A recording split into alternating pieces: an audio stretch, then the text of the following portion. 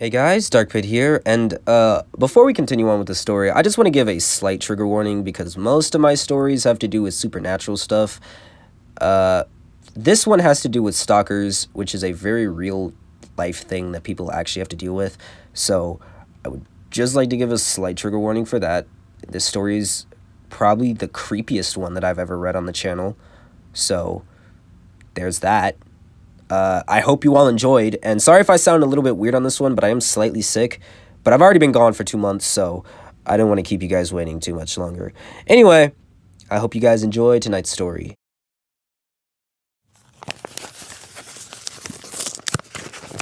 Dear Abby. We've never met before, so this may seem a bit odd, but I feel this is necessary.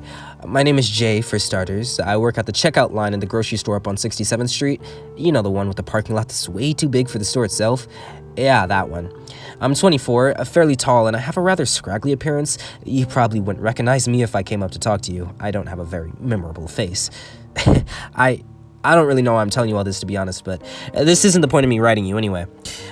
I was working late at night yesterday. It was a very average day for the most part, and nothing too exciting happened, but you'd be surprised how interesting this job can get at times. I'd been reading some book that the guy that had worked on the counter shift before me had left. It was some really crappy murder mystery chock full of cliches. Incredibly boring if you ask me, but it's something to do, I guess. When you showed up though, my whole night changed.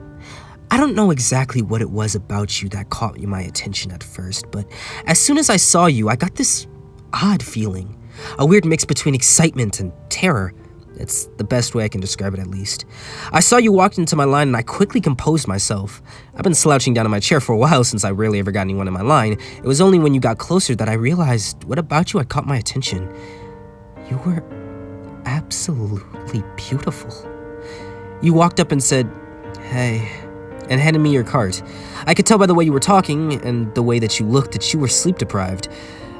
I guess that only makes sense, considering how late it was, after all. After a second or two of silence, I realized that you'd greeted me, and I suddenly forced out a "hi" in response. I cursed myself out mentally for that one. I sat there for a second, trying to focus. What's your name?" I said. It was only later that I realized how odd this must have seemed. What kind of grocery bag guy asks you what your name is? I'm glad I did, though. I remember you said you were named Abigail, but that you go by Abby for short. Abby, it seemed to fit you so perfectly. That name seemed to roll off my tongue as I said it back to myself silently. It was like sweet honey. It just felt so good as I said it. You seemed to be perplexed when I looked back at you and wondered if I had done something to upset you. "Shouldn't you be packing those?" you said as you pointed at your groceries. Suddenly shocked and embarrassed, I looked up and apologized, then clumsily started shoveling groceries into bags as fast as I could. I couldn't believe myself. How stupid could I be? But when I looked up, I realized you were laughing. "You're kinda cute," you said. I tried to play it off cool, but I was obviously thrilled. "A girl like this thought I was cute?" "You are too," I said, as I hastily packed the rest of the groceries. As you walked out, you turned around and reached for the door and said, "Have a good night." I'm guessing I looked pretty stupid writing all this down. You probably still remember it. I mean, it did just happen yesterday, but when I got home, ecstatic that night, with all the confidence in the world, I felt like it was almost unreal writing it back here. Anyways, I just wanted to write you this letter, Abby, to tell you that I love you. I don't know what it was that I felt that night. It was some weird mix-up of emotions, but all I know is that even in this small little transaction that we had, I felt as though there was really something between us. Please write me back soon. Sincerely, Jay. Dear Abby, it's been a week since I sent my last letter, and I still haven't gotten a response, but that doesn't matter. How have you been? My life's been just as normal as usual. Get up, go to work, go to bed. I live in a really shitty apartment, but I guess that's what you get when you work as a grocery bagger. I've thought about you a lot lately, and sometimes I wonder if you still remember me. I saw you again today at work, and this time it was at a more reasonable hour, thankfully. I didn't want to bother you to see if you'd approach me on your own, but you came straight to my line again, which made me absolutely thrilled. This time, I was less nervous, and I was gonna act normal no matter what you did or said. I wasn't gonna let a girl like you slip through my fingers. As you walked up and muttered something that was too quiet for me to hear, you waited at the end of the counter for me to finish packing your groceries. This obviously wasn't what I had expected, but it wasn't all too bad. You didn't seem to feel anything at all, actually. I was expecting you to either come up and talk to me or avoid me like the plague, but instead you just walked on through as though I was another stranger. This makes me wonder if you got my last letter. You should check your mailbox more often. There was this one moment, though, where I felt something. I looked over briefly just to see what you were doing, and at that same time, you seemed to look at me to see how far along I was, and right then, our eyes locked. For only a second or two, but in those 2 seconds, I saw something more than I had ever seen last time. It felt as though I had known you for years, like I was looking at your intricate feelings and emotions. Did you feel the same with me? Shortly after I finished packing your bags, you paid and walked out. Obviously, that was a pretty normal process for me, considering I do it about 50 times every day, but I'd been determined since the last night I wrote to you that letter that the next time I saw you, I was going to get more out of it. I kind of screwed that one up. I wasn't satisfied with it. I had to have more. There was a little room in the left back corner of the grocery store designated for staff. In there, I knew that they kept all the security footage from the day. All the staff are informed of this and the security camera's locations when they're hired, and luckily for me, there is one position right next to my counter. I waited until the store closed and everybody left, and then I went in. After filing through the TV screens, I found the one that was connected to the camera by my counter. I rewinded it until about when I remembered you coming in, and after a few minutes of scanning, I found it. There you were. I paused on the best still shot I could find. I knew the camera wouldn't do you justice, but it was the best I could have for now. Having a longer look at you, I realized how truly perfect you were. Every feature of your body, your hair, your face, your legs, your chest was just perfection. I rewinded the tape to when you first came up to my line a few times. I couldn't help myself. My eyes were glued to the screen. After a few minutes of consideration, I popped out the tape and shoved it in my pocket and then drove home. I knew I wasn't allowed to, and I could very well be fired for taking such actions, but I couldn't help myself. I had to have you with me at all times, even if that meant me losing my job. Abby, I love you. I love everything about you.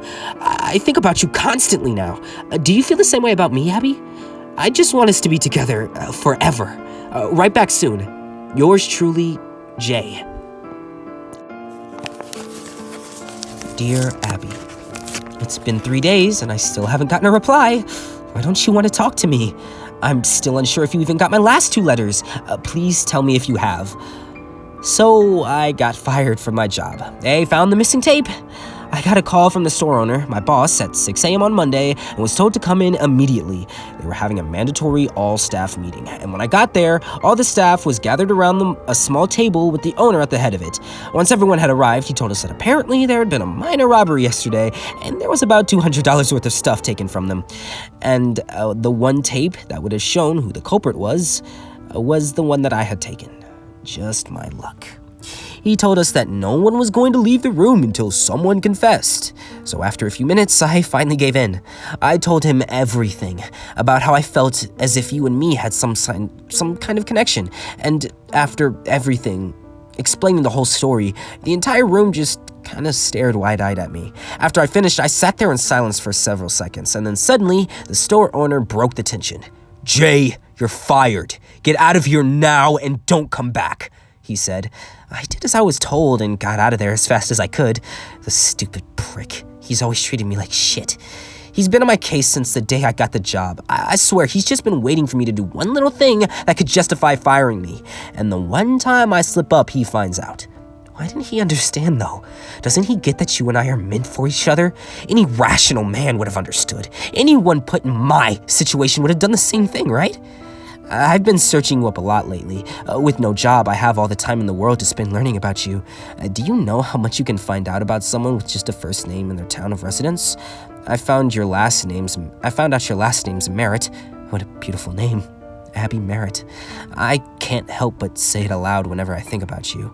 I also found out you're 24, and you only live a mile away from me. I drove to your apartment complex today. It looks very nice, much nicer than where I live. I asked to see you multiple times, but I was told that you weren't there every time. I felt more and more discouraged every time, but I was determined to see you again. After a few hours of asking, I decided to stay back in the parking lot for a while and waited for you to come back. And after many hours of waiting, you did. It was late at night, around 10, I believe. I saw you pull up in your car and get out. I felt a sudden rush of warmth seeing your face again. I knew I had the security camera tape to look at, but it just doesn't compare to seeing you in real life. I made sure to record it for later for when I was home, this time at a much higher quality camera. I wanted to capture as much detail as possible. I didn't know the next time I would see you, and the security tape wasn't enough for me anymore. I asked the woman at the front desk multiple times what your room number was, but she refused to tell me. She thought I was some sort of creep. See, Abby, these people don't understand us. They don't understand what we feel for each other. I ended up waiting in the parking lot a little while longer until someone came out. After talking to him for a bit, he told me what your apartment number was. He didn't want to talk at first, but I made him. You'd be surprised what you can make people tell you when you're holding a knife to their chest. Don't worry, I didn't hurt him too bad. But we can't have someone interfering with us. Don't you agree, Abby? I'm sick of all these people trying to keep us apart. I ended up watching you from the parking lot for a while, and once I found out what your room number was and how the rooms in the complex were organized, it wasn't too hard to locate your room. You should be more careful about shutting your blinds, you know. I was easily able to watch you from the parking lot. I can't get you out of my head anymore, ever. All I do is watch that video I took of you over and over. Abby, I want to be with you forever. I want to wake up in the morning and see you next to me in bed. I can't wait until the next time I see you again. Love, Jay. Dear Abby, I have some really exciting news, Abby. I'm moving in with you. Aren't you excited? We can spend hours and hours and hours together. It'll be just perfect. Let me explain. My job paid just enough so that I can make rent and pay for food every week. Because of this, I had little to no money in savings, nowhere near enough to last a very long time. When you take that money flow away, it doesn't take very much time until you have nothing left. I was able to get by for a few days, but just today I got evicted. This could actually be better than I had originally thought. I wouldn't be surprised if that guy that gave me your room number had been able to contact the police by now. This way, they won't be able to find me, and we got to spend all the time in the world together. It's perfect, isn't it? I made sure to bring all my tapes and photos that I had taken with me, though, and my camera, of course. You should really tell whoever's managing your apartment complex to get better staff. I was able to get by security easily. I went up to your room and knocked on the door, but I got no answers, so I decided to get in by other means. After scanning the footage I took from last night over a few times, I noticed that you had a ventilation shaft in the corner of your room. Not surprising, considering how hot it can get in the summer here.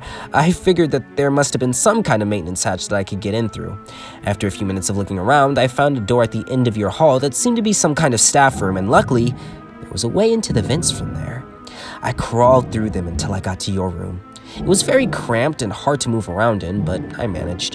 When I got through there, I felt a rush of success. I figured since the lights were out and I couldn't see you, that you weren't home. But I'm patient. I scanned every part of your room, trying to memorize all the intricate details. Your scent overwhelmed me as I sat there. I had caught it briefly during the 2 times I saw you at the store, but it never this strong. I was mesmerized. I couldn't quite place my finger on it, but it reminded me of something. It was almost like peaches. I sat there hunched over for a few hours, though I taught myself to be extremely patient. I can sit completely motionless for hours at a time, not moving a muscle. No one was going to notice me. And then you finally came home. I felt a wide smile form across my face the second I heard the door open. There you were, my love. Of course, you took no notice of my presence. The lights in your room seemed to be angled perfectly so that you couldn't see anything in the vent after the first few inches. I tried to contain my excitement, but I started breathing very, very heavily. I tried to cover it up as best as I could, but it was hard. You suddenly looked right at the vent. I went completely silent. After a few seconds, though, you seemed to lose interest. This made me smile. This was the perfect spot. I could tell I had startled you, though. All throughout the night, you were turning over in your sleep to look at the vent. People seem to have a sense for when they're being watched. I can send them into complete panic. Don't try to fake it, Abby. I can tell when you're awake. When someone's truly scared, sleep becomes impossible. Why are you so scared anyways? It's just me, and why would I scare you? You do love me, right? You know I love you. I'm looking forward to spending every day with you now, Abby. Write back if you can. Love, Jay. Dear Abby, I saw you wake up this morning. I didn't sleep a wink last night. You were too enthralling. I spent the whole night watching you. I couldn't help it. Anytime I tried to look away, my eyes seemed to be drawn back a few seconds later. You look even more amazing when you're sleeping, you know? You'd be surprised how much you can learn about a person's personality by watching them sleep. I was tempted to get out of the vent to get a better view of you multiple times in the night, but I resisted the urge. I couldn't have you figuring out I'm here. Not yet, at least. You seem to spend a lot of time in your bathroom this morning. I assumed you were taking a shower or putting on makeup. Why would you do that, Abby? Anything you could do to change the way you naturally look would only cover up your true beauty. Why would you want to do that? Don't you want the world to see what I see in you? You left shortly after to work, or at least that's what I assumed. After careful consideration, I decided to leave the vent. I slipped my hand through one of the slits and felt around for one of the bolts. The surface of the vent was very smooth, which made it very easy to find. I grabbed onto one and twisted it as hard as I could and finally was able to pop it off. I did this with all the other bolts and finally removed the grating.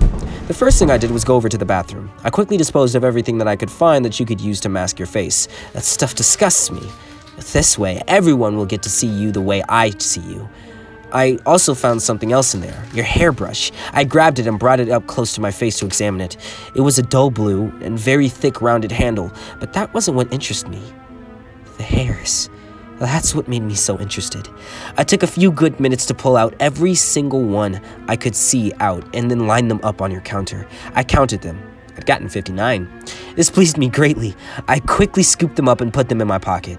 I spent the rest of the day going through your stuff to learn more about you and your interest and such. I found your collection in the back of the closet. I'd have to say it was quite impressive. I found something else in there that made me mad. A picture of you with another man. It disgusts me just looking at him holding on to you like he owns you. I'm the only one that can have you, Abby, and no one else. At about 8:30, I'm considered going back into the vent since that's usually about when you came back from work. Then I had another idea. I looked at your bed. The blankets hung low enough to the floor that you wouldn't be able to see underneath the bed unless they were lifted up. I first screwed the vent grating back on and slowly slid under with a smile on my face and waited for you to come back home. And when you finally came in, you looked completely pale, and I noticed someone else came in behind you. They were talking to you about hearing noises coming from inside your room throughout the day. I mentally yelled at myself. I would need to be more careful from now on. Going under the bed had been a good idea though, since obviously your first thought was to check the vent. You thanked the person and they left. Finally, you and I were alone. I sat there in silence until you went to bed. It seemed to be an eternity before you did. I waited to get a closer look at you tonight, and this was my chance. You got in bed and turned off the lights. I was cautious though. I waited for hours and made sure that you were asleep. And when I was sure you were, I slowly slid out from under the bed and I saw you there. You looked absolutely stunning. Every curve of your body was perfect. Every little detail was beautiful. I was in awe just looking at you. I reached out my hand and I started to stroke your face. It was soft like silk. Suddenly, you seemed to turn and to wake up. Horrified, I quickly slid back under the bed, trying to be as quiet as possible. A few seconds later, I saw you get out of bed and look around. I could sense your fear even without looking at you. You should feel calm with me around you, Abby. I'll protect you, Abby. No one will ever touch you but me. I'll kill someone for you, Abby. I made sure to pay attention today. You didn't bring in any letter from the mail yesterday, or any mail at all. You must not check your mailbox. I'm gonna change that though. I'm gonna leave this one on your desk tomorrow. Oh, I forgot to mention, I'm making something special for you. Check in your closet after you read this. Yours forever, Jay. Dear Abby, I spent more time today working on the surprise while you were at work. You're really gonna love it, Abby. I put a lot of work into it, you know. I spent a few hours today putting the finishing touches on it, and I think it's finally ready for you to use.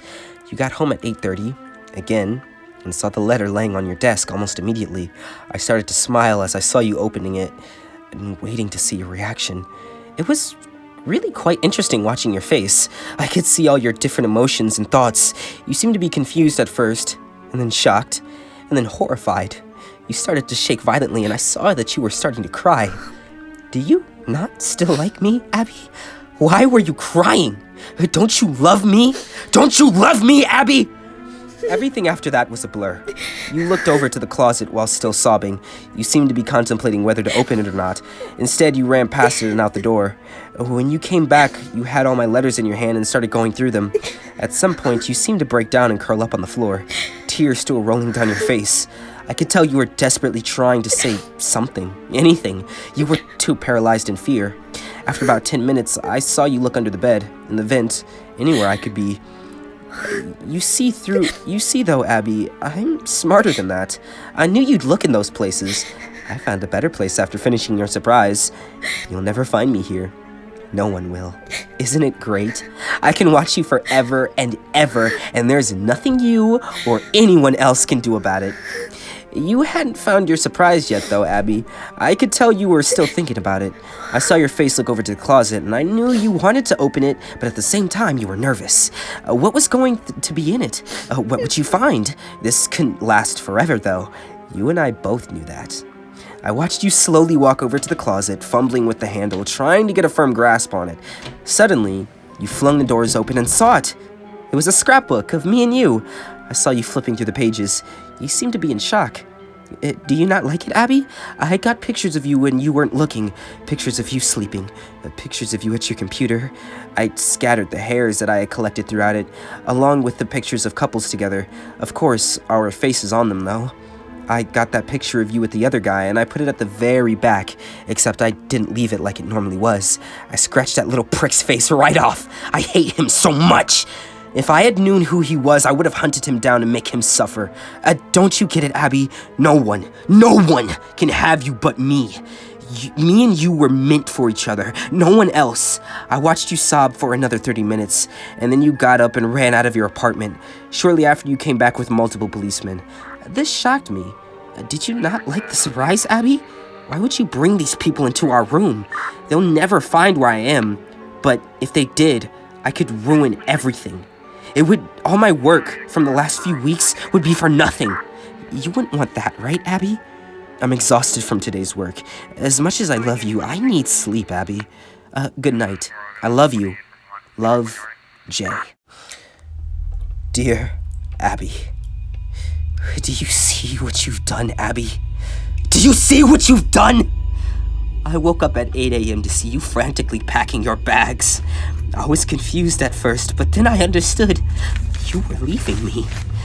You don't love me, Abby. You don't love me. How could you do this to me, Abby?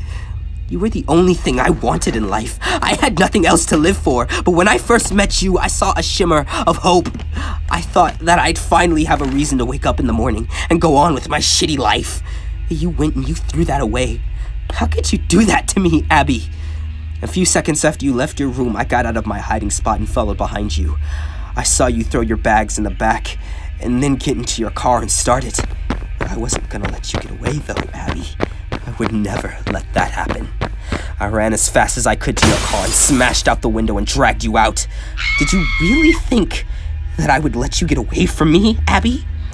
I hit you over the head to knock you out. You were making too much noise. Someone else, that didn't understand, could have seen and ruined everything. Well, I had a plan for if you reacted like this. I drove out to the storage unit at the edge of town. I reserved a slot the day that I decided to move in with you. I drove up and unlocked it. I grabbed you and carried you inside with me. It had only been a few minutes, so you were still unconscious. I made sure to check through your pockets to make sure that you didn't have your phone with you. I sat down at the very back of the small room, and then I got in and lowered the door. I called the owner of the storage unit and told him that I had visited the other day and forgotten to lock it, and asked him if he wouldn't mind doing it for me. Of course, he said, and then I hung up. I then threw the phone on the ground and stomped on it to make sure that I would never work again. Shortly later, I heard the owner come up and lock the door. About an hour later, I saw you starting to get up. At first, I heard a very faint grunt, and then I saw your legs starting to move. Shortly after, you were fully awake. When you saw my face, you started to scream, which then subsided to a whine, and then a whimper. That's when you saw it. The only other thing in that room. My knife. It was obvious why it was there, and after a second or two of realization, you jumped onto it and grabbed it. I looked you dead in the eyes and said, Abby, I love you. And then I felt the searing pain of the knife being driven into my side. I felt it being pulled out and then jabbed back in with great force. I could feel it go in each time, like a fire burning a hole through my chest. I fell to the floor, laughing while coughing up blood. I saw you back away, trembling, and sat back down in the corner. And now, as I sit here, in a puddle of my own blood writing this, I wonder how you'll go out. Will you use the knife to take your own life, or will you let starvation take you? Either way, we'll be together in death, Abby. Together from the day that I saw you to the day we both died. Just as I wanted it. And as you sit there, crying, I can tell you've come to the same realization. Abby, this is all I ever wanted, and for that, I have to say thank you. Love, Jay.